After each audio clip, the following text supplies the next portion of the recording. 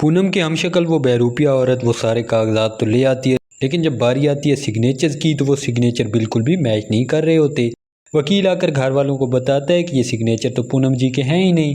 जब घर वाले ये देखते हैं तो कहते हैं, क्या कह रहे हैं वकील साहब आप, पूनम ने ये खुद किए हैं, मेरे सामने उसने ये सिग्नेचर किए थे, भला ये कैसे हो सकता है। वकील कहता है, आप तसल्ली कर लें, मैंने खुद ये चेक करवाए हैं, ये सिग्नेचर उनके ओरिजिनल सिग्नेचर नहीं है। हो सकता है आपको कोई गलतफहमी हुई हो या फिर किसी ने जानबूझकर आपके साथ कोई मजाक किया हो। बाबूजी कहते हैं, नहीं वकील साहब, हमें कोई गलतफहमी नहीं हुई। बाबूजी चिल्लाकर पूनम को बुलाते हैं। जैसे ही वो नकली पूनम आती है तो वो कहती है, हाँ आपने मुझे बुलाया।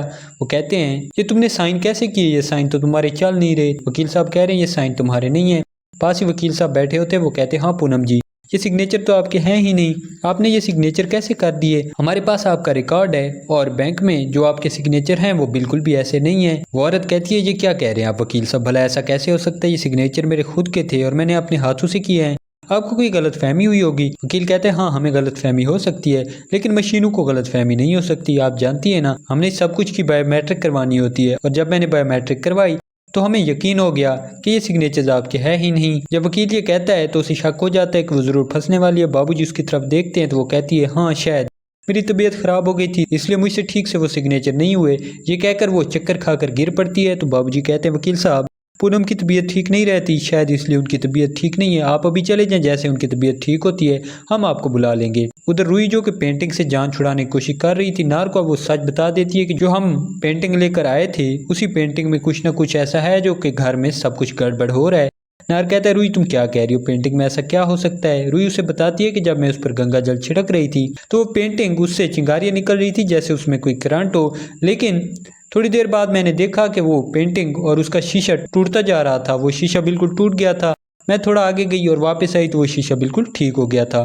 नार कहता है, रुई क्या तुम्हें यकीन है ये सब कुछ बिल्कुल ऐसे ही था। रुई कहती, हाँ बेशक आप मेरे साथ चलकर देख लें, मुझे लगता है कि शायद उस पर कुछ साया है या फिर पेंटिंग ही कोई ऐसी है।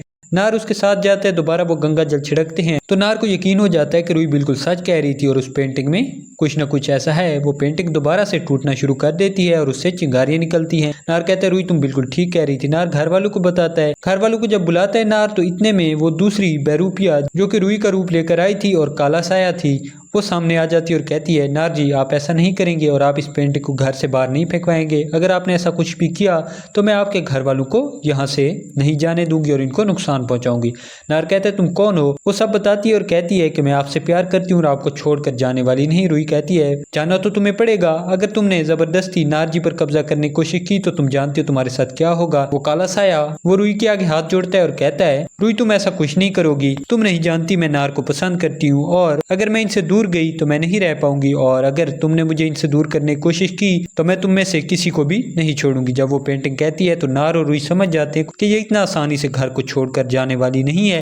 नार और रुई उस वक्त खामोशी से वहां से चले जाते और किसी से कोई भी बात नहीं करते, लेकिन नार को यकीन हो गया था कि अब उसे कुछ ना कुछ करना जरूर होगा।